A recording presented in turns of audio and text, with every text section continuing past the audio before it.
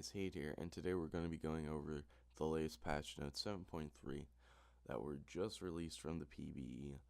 Now, Cho'Gath did have infinite stacking on the PBE, but sadly it is not coming out as soon as we thought because Riot is just holding it because they believe it's not ready right now. It's not proper. So we'll see that in the future. First off, we're going to go after Camille. Camille was a really pick or ban champ. She had no counter practically. You couldn't really do much when she would E into lane.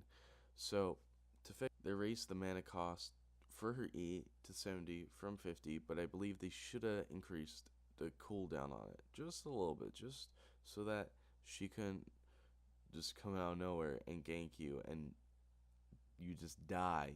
It's not fun.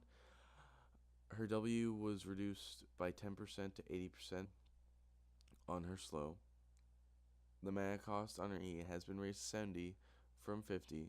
The attack speed is granted if she stuns the champion, not if she just uses the ability. Ivern's ult took a really big nerf in this patch because now Daisy doesn't regenerate her health outside of combat like Tibbers does, and his armor has been dropped to 50, 40, and 90 on magic and armor.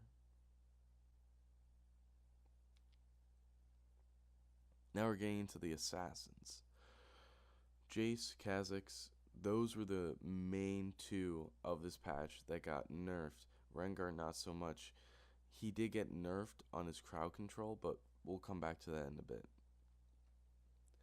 Jace's E has been nerfed from level 1, 40 to 35, the multiples of 5 for each level.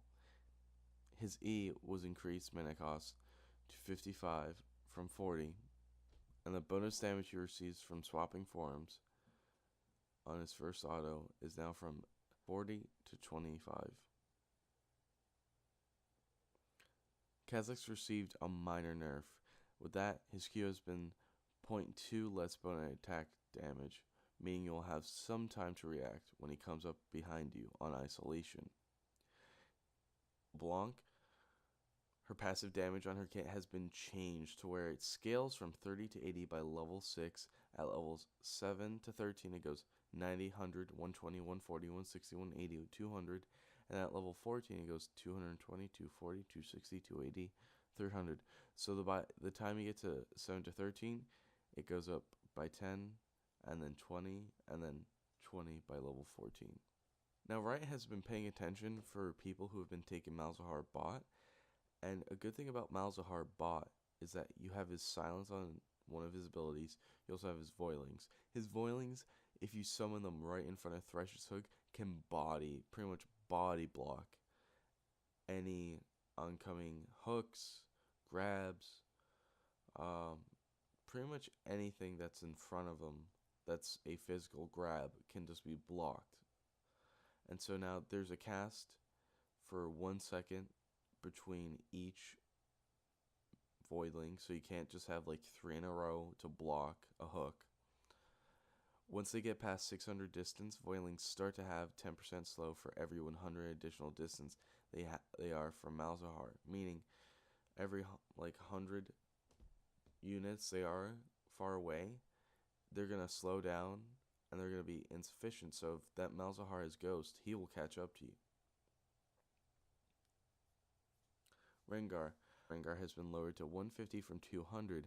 His W no longer gives him crowd control immunity for 1.5 seconds. This was the most annoying part about his kit, is that he would just come around, jump on you, and then just leave after you've either W'd him as Jhin, you've had a trap down, or just anything that you would do to him, and he'd just be like, popping my E with full stacks, and he would be like, got a blast. I hate it. I hate his kit. I wish they didn't buff him. He didn't need a buff. Gone down significantly to 12, 16, and 20 seconds. 12 being rank 1, 16 being rank 2, 20 being 16th rank 3, from 14, 22, and 30 seconds. So he's not going to be as sufficient with his stealth. He might have to go a little bit more tanky, I guess, because there were buffs in the earlier patches that favored a more tankier Rengar. Vi has a minor change with her movement speed is now 340 from 345, and her base attack speed is now 0.625 instead of 0.644. Now we get to go over the 2 buffs from this patch. Tristana has got a small buff on her Q, 5 seconds to 7 seconds. She is already powerful as it is, and doesn't really need a buff, seeing that she doesn't need any lethality to stay relevant in the meta. Because if you think about it, Tristana doesn't need a Duskblade, a Yomu's. She can just go full crit and fight and kill everybody in a team fight, just like Vayne. She is just as good as Vayne, if not better, because of her W's mobility and her ult, which is like a Vayne's E. Vlad has gotten a small buff to his ability power from 5.5 to 6.0, and his damage starting up by 80, then going up by multiples of 5 per level. Crimson Rush damage was... Now skins. We have the Blood Moon event happening soon, where the new Blood Moon skins will be added. Talon, Twisted Fate, Diana, and Jhin will be getting new skins. For the rotation on the Blood Moon event, they've given a majority of the assassins out for free, including Talon, Diana, all that jazz. I don't know how this content is. I don't know if you like it. Leave a comment, subscribe. I'll talk to you later. Peace.